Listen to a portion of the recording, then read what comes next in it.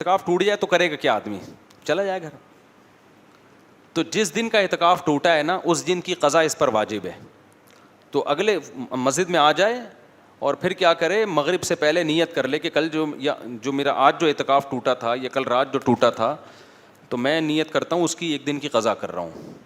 اور پھر مغرب کے بعد اس قضا کی نیت سے بیٹھ جائے, 24 گھنٹے پورے کر لے, وہ قضا کیا ہو جائے گی, کیونکہ جس دن ٹوٹتا ہے نا اسی دن کی قضا واجب ہوتی ہے. تو ایک دن کی قضا اس پر کیا ہو جائے گی, واجب ہو جائے گی. تو ایک دن کی قضا کر لے اور پھر نفلی نیت سے بیٹھ جائے, کیونکہ ایک نیت کی ہے مسجد میں بیٹھنے کی.